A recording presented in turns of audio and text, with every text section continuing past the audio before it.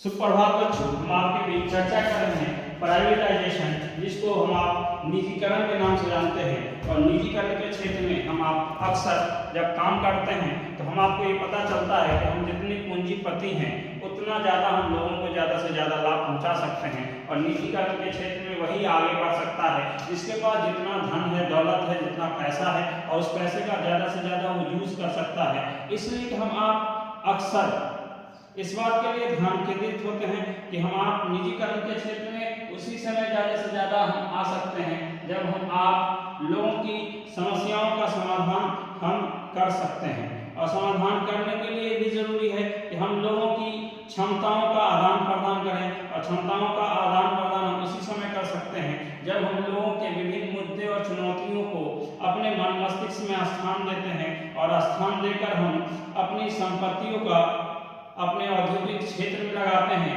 और क्षेत्र में लगा करके हम निजीकरण का श्रेय भी वैश्वीकरण को इसलिए जाता है कि वर्तमान में विभिन्न प्रकार की गतिविधियां या विभिन्न प्रकार के स्तर या विभिन्न स्तर के कार्यकुशलता को इस बात से भी अंदाजा लगाया जा सकता है कि हम जिसमें जितना निवेश करते हैं उतना अधिक लाभ हमको मिलता है। विश्व स्तर में हमारा प्रयास हमारा परिणाम के रूप में उसी समय आता है जब हम निजीकरण के द्वारा काम करते हैं। और निजीकरण हम आपके जीवन में जीवन शैली का निर्माण उस समय करवाता है कि हम जितना मेहनत करते हैं उससे अधिक हम आपको धन की प्राप्ति होती है। और हम आपको धन की प्राप्ति उसी समय होती है जब हम धन को ज्यादा से ज्यादा निवेश करते हैं। इसलिए हमें धन को ज्यादा से ज्यादा निवेश की आवश्यकता है। तो उस निवेश के माध्यम से सामाजिक मुद्दे और चुनौतियों को समझने की भी आवश्यकता है। इसलिए हम आप कोशिश करें कि निजीकरण के क्षेत्र में ज्यादा से ज्यादा मेहनत करें और ज्यादा से ज्यादा समय दें और ज्यादा से ज्यादा उपयोग पैसों का उपयोग करेंगे तो हमारा निजीकरण वो सफल हो जाएगा। नेक्स्ट है लिमिटेशन ऑफ गवर्नमेंट कंट्रोल।